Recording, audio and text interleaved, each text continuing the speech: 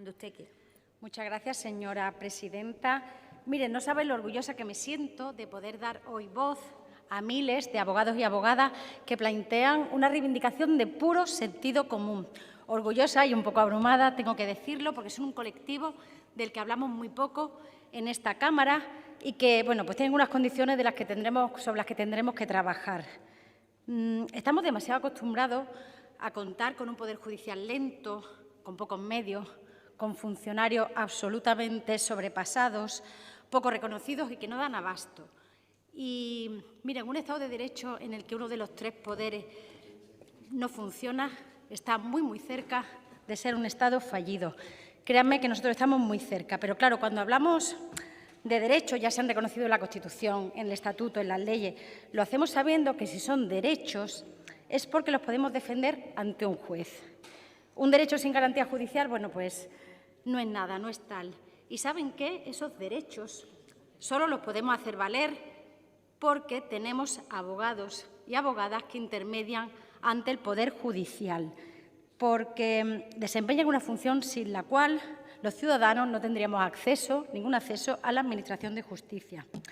Un colectivo, además, que trabaja mayoritariamente por cuenta propia, en situaciones muy difíciles, porque las sucesivas crisis desde 2008 les han pasado una factura enorme, que no siempre llegan a fin de mes, por más que se tenga otra imagen de ellos, que no pueden ponerse malos ni disfrutar de una baja por maternidad o por paternidad porque los juicios se fijan con años de antelación y muchas veces pues, no se pueden suspender. En definitiva, que son tan víctimas del mal funcionamiento de la Administración de Justicia como lo somos la ciudadanía en general. Pero miren, hoy no estamos aquí para hablar de eso. Tampoco vamos a hablar de lo que se cobra por el turno de oficio, no solo de cuánto, sino tampoco de cuándo se cobra. Les voy a dar solo un dato para que se queden con él. El abogado de oficio que representó al capitán del Prestige cobró 520 euros por un trabajo que le llevó 12 años, que estuvo desarrollando durante un total de 12 años. Ahí lo dejo, porque hoy venimos a hablar de una injusticia histórica, de una discriminación que ha pasado desapercibida durante años y que hoy, ante la inminencia de la jubilación pues de muchos profesionales, han querido poner sobre la mesa y han traído a este Parlamento, porque esta iniciativa no es de mi grupo, no es de Por Andalucía, sino que es suya. Una injusticia que está dejando a muchísimos, 65.000 en todo el país, abogados y abogadas que trabajan por cuenta propia al margen del régimen de protección que brinda la Seguridad Social. Este problema no es obviamente nuevo, sino que se remonta de antiguo. En el 67 se decreta la disolución de la mayoría de las mutualidades laborales y, sin embargo, se quedan algunas de manera residual, entre ellas la de la abogacía. Fíjense, estas mutualidades sustituían el régimen de protección de la Seguridad Social y, en consecuencia, eran de afiliación obligatoria. Es muy importante decirlo porque no estamos aquí por un capricho o por una mala elección. Estamos aquí porque hasta 1995, para ejercer la abogacía por cuenta propia, era obligatorio estar adscrito a la mutualidad de la abogacía. No se podía hacer de ningún otro modo, no había otro sistema de protección. Afiliación obligatoria, les decía, que sustituía teóricamente a la protección de la Seguridad Social. En el 95 se produce una modificación de todo el sistema y se permite a los mutualistas optar entre dos sistemas, seguir con la mutua o bien la RETA, el régimen especial de trabajadores autónomos. ¿Qué sucede? Que no se permite compatibilizar ambas y, además, los abogados que llevan muchos años contribuyendo a la mutua se les dicen se pueden ustedes pasar al RETA, pero hay dos problemas. El primero, no pueden recuperar todo lo que hayan aportado y trasladarlo, lo pierden y, además, pierden todos los años de cotización. Es decir, se les permite pasar al RETA, pero empezando de cero, de manera que alguien que llevara 15 años trabajado y cotizado empezaba en el sistema de autónomos desde cero, como si acabara de darse de alta en el colegio y pusiera el pie por primera vez en los juzgados. Entenderán, seguro, ustedes, cualquiera puede entender que los abogados y abogadas en ese momento no se sintieron llamados, no había ningún motivo para pasarse masivamente al régimen de trabajadores autónomos y continuaran en la mutua. Y repito, en un momento además que el sistema no era compatible, sino que había que elegir forzosamente entre uno y otro. Claro, no sé cuánto voy a cobrar, pero me van a mantener las aportaciones hechas y los años cotizados o empiezo de cero. Lo lógico y el sentido común te dice que tiene más sentido seguir en la mutua. En el 2000 se produce una sentencia del Tribunal Supremo que permite por fin la compatibilidad entre ambos sistemas, de manera que se podía estar afiliado al RETA o también a la Mutua. Pero ¿qué pasa? Que seguimos con el principal problema, que cuando uno pasa al RETA no puede llevar sus aportaciones, no puede llevar los años cotizados y que si quieres estar en los dos tienes que pagar prácticamente el doble. Y algo que no se sabe y de lo que no se habla suficientemente, pero los abogados y abogadas de nuestro país muchas veces no ganan lo suficiente para hacer frente a unas aportaciones tan altas. Por tanto, los que optan por el doble sistema son unos privilegiados. La mayoría tienen que optar entre uno y otro y el que lleva años en la Mutua no tiene más remedio que seguir allí.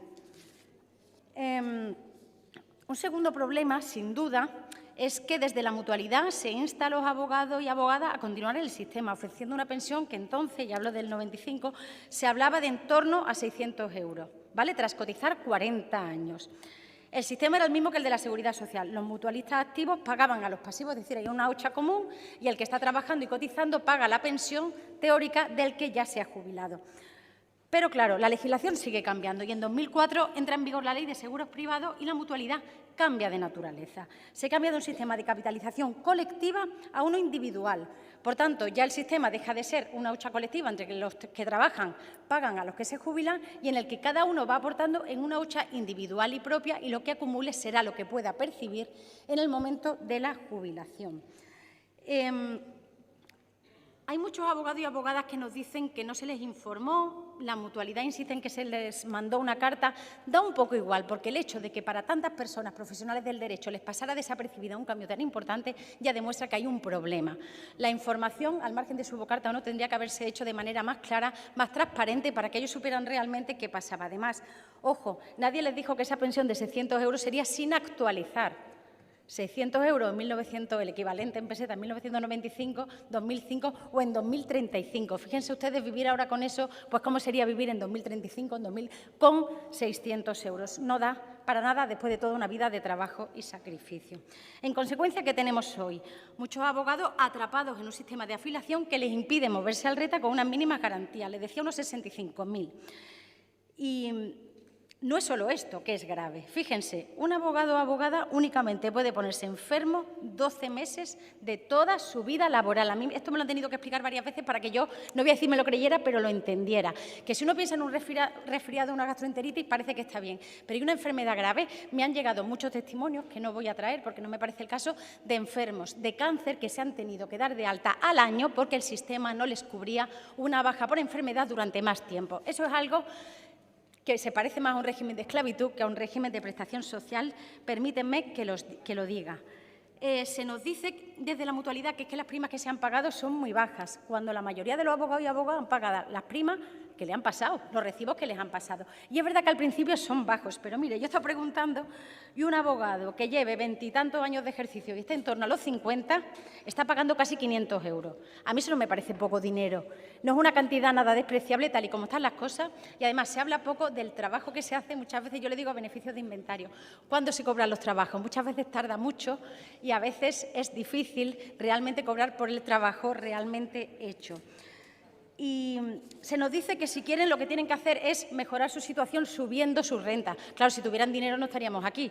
Si tuvieran su problema resuelto no sería un drama verte que te puedes jubilar con esta renta. Y mire, déjenme que les diga una cosa porque esto también he tenido que volver a preguntarlo después de la reunión que tuvimos. A mí me hablaban de jubilación o de renta vitalicia. Yo entendía que era lo mismo, porque para un trabajador o un funcionario, como en mi caso, mi jubilación la recibiré cuando me toque hasta que me muera, ¿no? Es como una renta vitalicia. Los abogados y abogadas de la Mutua no. Si tú optas por esa jubilación de 600 euros al mes, solo la vas a recibir hasta que se gaste el dinero que has aportado durante tu vida activa. De manera que si vives más de lo esperado, de pronto te puedes ver los últimos años de tu vida sin pensión. Una pensión que ya es ridícula porque son 600 euros. Por eso hay gente que decide optar por la renta vitalicia. Es así, estás cubierto hasta que te mueras. Pero la percepción ronda los 400 euros, repito, 400 euros de ahora que no se van a actualizar, no van a ser 400 euros de entonces, van a ser unos 400 euros de ahora. ¿Alguien me puede decir en qué sistema alguien que desempeña una labor tan importante como la abogacía, que ha estado pagando religiosamente lo que se le ha dicho que tenía que pagar, puede jubilarse y tener una vida digna, un final de vida digna con una cantidad como esta? Yo creo que es imposible y por eso, y luego abordaré algunos de otros temas que me quedan, era tan importante traer aquí esta iniciativa, por eso le damos las gracias por la valentía y el paso al frente. Y miren, he tenido que estudiar mucho para entender por qué este movimiento se llama J2, jodidos, porque realmente y desgraciadamente en este país los abogados y abogadas están jodidos. Muchas gracias.